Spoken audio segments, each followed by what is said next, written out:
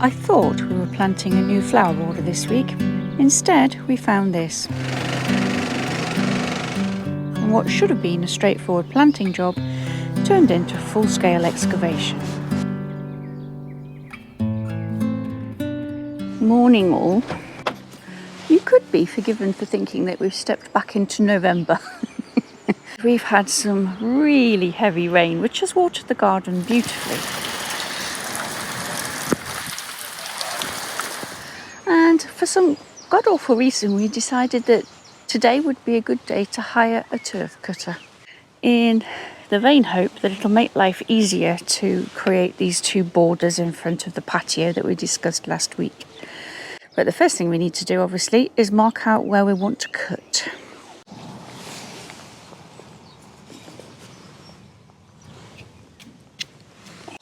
So that's a good sized curve. Very British summery. Yep, that looks all right, I think. That will be mirrored onto the other side of the arch. So it's quite a deep border, which is a good thing because then we'll get height from both directions. First time, cool.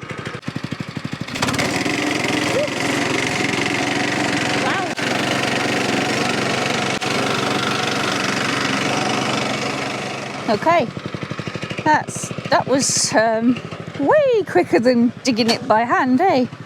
And it's not wasting a lot of topsoil either. That's amazing. So we'll be able to roll that now. Right, so we're gonna chop it into smaller pieces so that it's not too heavy to lift. And actually, look how dry it is. It's been raining for days now.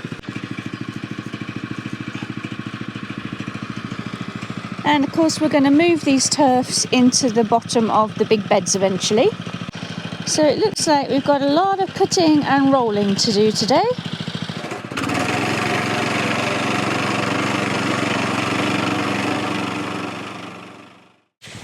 And we'll just stack it all. And this is the royal we, of course, I'm just filming. As you can see, the rain has really perked things up. Look at that beautiful, looks like diamonds on top of the nasturtium. And the sun's come out just in time to make them sparkle a little bit more. While Doug does all the backbreaking work, let me just show you something. I've moved her inside just because of the weather. But isn't she glorious? This is Falstaff. And these are some of the plants that we are going to be putting in that border, along with some of these grasses and dahlias and things that are actually quite desperate to be in the ground now. Of course, we've got all the roses to go in as well. So in the time it's taken me to show you that rose and a couple of flowers, Doug has cut that bit out, so that has saved us a load of time. Right, end of half a day, because it kept raining in between. We have got all the turf off on this side apart from the curve cut, and the same on this side.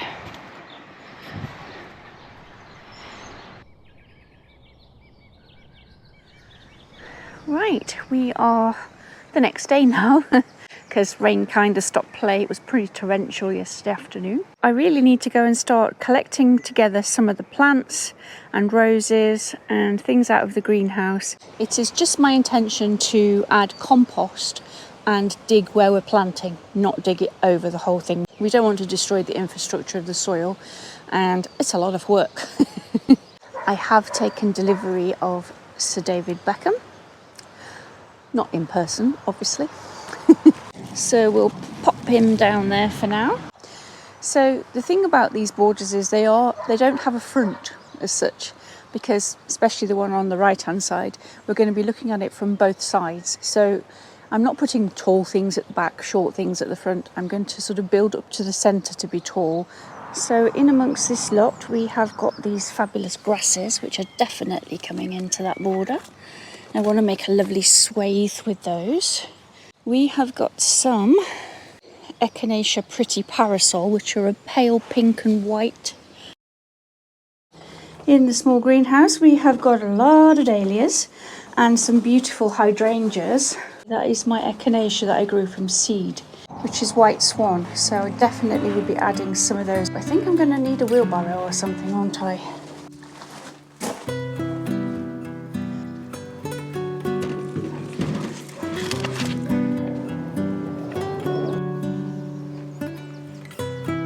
So David, can you please stand up? That would be good. Right, I've gathered together a few plants, but apparently I'm getting ahead of myself. Because obviously we haven't finished edging or cutting out the curve yet. But I just wanted to see what I'd got so that I could work out what's missing more than anything. We'll get the rest of this turf shifted first because it's quite a big job now. It's all hand cutting and digging. And I'll maybe just move those back against the wall because the wind's getting up, needless to say. Doug has now finished this side. He's got the grass out and he's cut a lovely curve around there. I haven't been stood idle while he was doing that. I have laid some turfs in the bottom of this bed and cut a few things back that were sort of flopping over.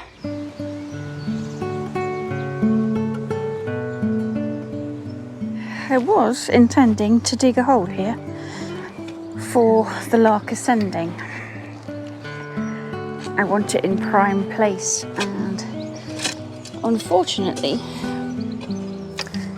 the ground is not only compacted with clay underneath, it is full of rocks and rubble. I think this is basically building rubble from when the house was built. Best laid plans and all that. I think I might have to bring the big guns in for this one, or a pickaxe. Doug came out and had a go at digging a hole.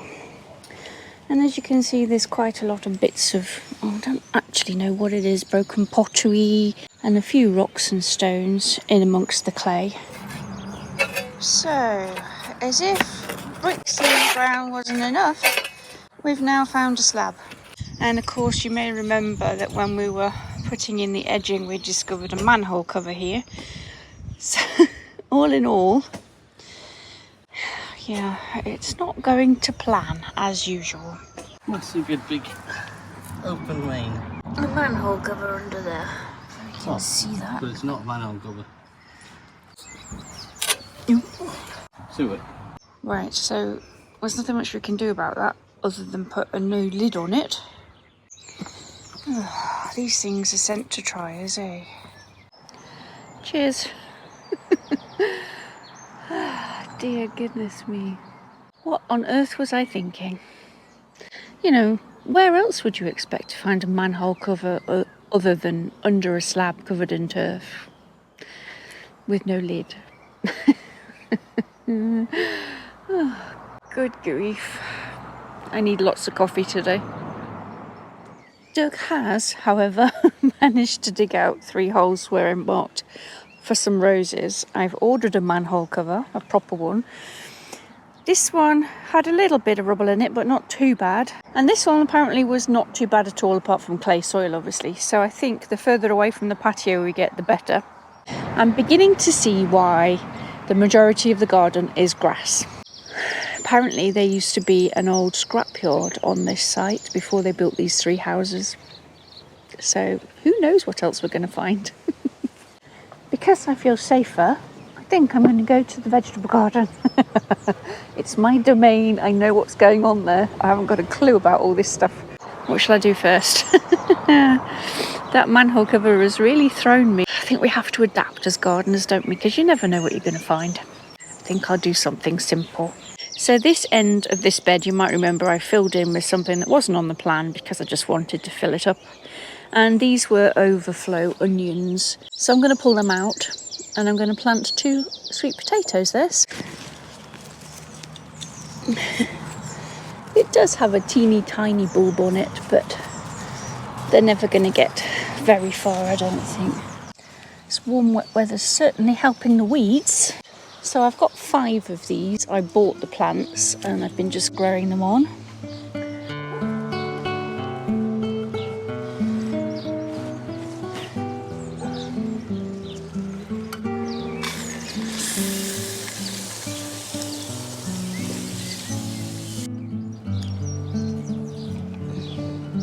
They may be small, but they're extremely delicious.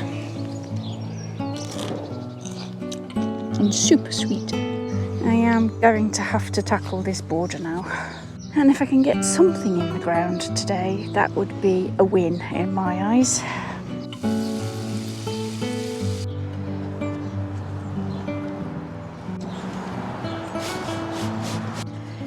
What do you think, Belle? Is that a deep enough hole for this rose? Oops. Hopefully you won't blow over anymore.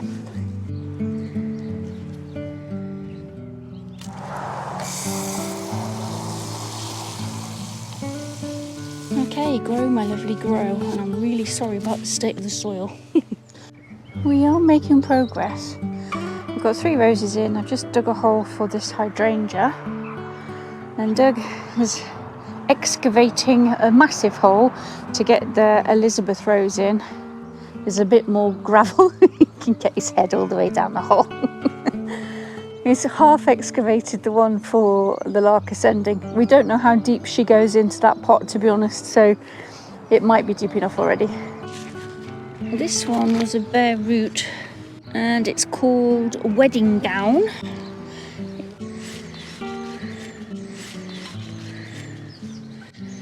It turns out the roots had gone all the way down to the bottom of that pot. So Doug's just trying to chisel out a bit more clay, and we could actually make pottery from this place, I think. We have managed to get Elizabeth in the ground. Isn't she gorgeous? From this side, she's stunning, isn't she? Right, so now we need to get her in the ground. Now, obviously, they instantly look smaller because they're in the ground. And they're also one-sided because they've been up against the wall. But the sun will fix that for us, I think. Doug's just gone off to the builder's merchant to try and get some bark mulch ordered so that by the time we finish planting these, we can actually mulch them. Another day has dawned, and this morning was wet and exceptionally windy. We decided to go and buy something to stop the wind because the wind tends to be in that direction for the majority of the time, and the roses really were bowing down quite a lot. So we headed off to the local factory outlet shop, and we have bought 3 pieces of trellis. So there'll be sort of trellis, gap window, trellis, gap window, trellis with a frame around it to break up the wind a little bit, and I can add some climbing things then onto the trellises. But of course, we can't just go and buy what we need, can we? We ended up buying some bin store as well. More cardboard and more bits of construction for Doug. I've taken off the plastic cloches from the red cabbages because they were outgrowing them already. And Doug's put in some hoops. I've just got to go and find some mesh before the cabbage whites find them. Right, that'll have to do for now because Doug needs my assistance with construction. In this corner, I am going to add this very patient jasmine. It's going to go in here and climb across this arbor. It'll still come out. Marvellous. On the other side, I'm going to be planting a tomato. But this week we've got a few temperatures below double digits at night time, so I'm going to hang fire on that. Right, one last thing before I get back to the flower border, and that is this ochre. I want to plant this in this large raised bed too. Okay, I'm just going to slot this in this corner. I think there were 2 or possibly 3 tubers in here, so if at all possible I might try and spread them out. Maybe I'll just not try and tear it apart in case I break it. Let's just do that.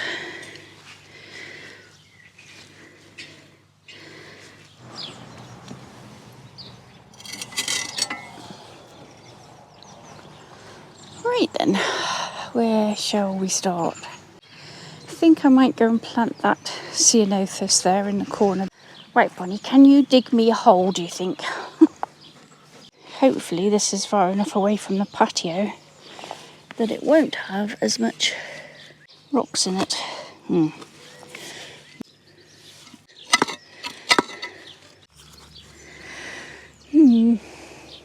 That's quite a big one, eh? I think that's probably deep enough.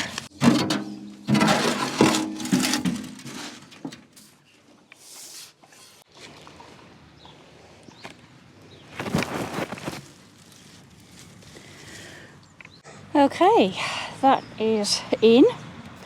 it will get quite big, so I may have planted it a little bit too close to the edge, but I can always make the border a little bit deeper, eh? Don't tell Doug. Shh.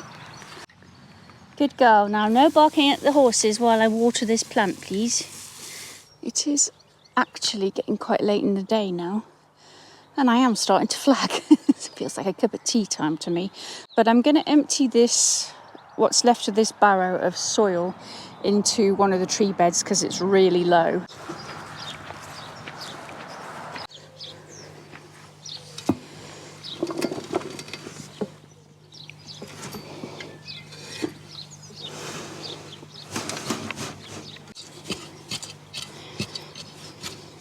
Right, okay, yeah, one more barrow load and then that'll be done. Let's just go and see how Doug's getting on. Here we go. Almost done.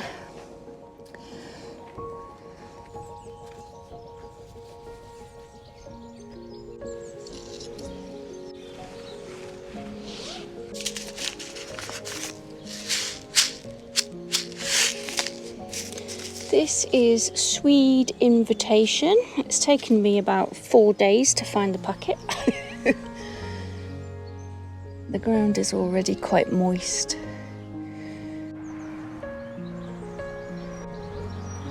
That's 3 rows of swede.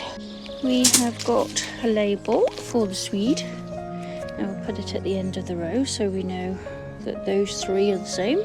Now, next to that, I'm going to sow some delicate sugar snap peas, which only grow to 65 centimetres. So I haven't got any twiggy pea sticks left, so I'm just going to use some of these long tomato canes just to give them a little something to hang on to.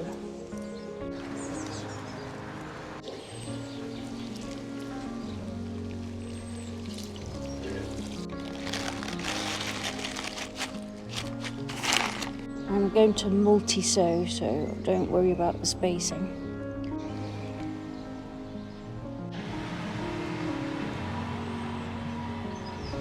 Alongside that, I'm going to put some multi-sown spinach as well. I didn't bring a label for that one, but job's a good one.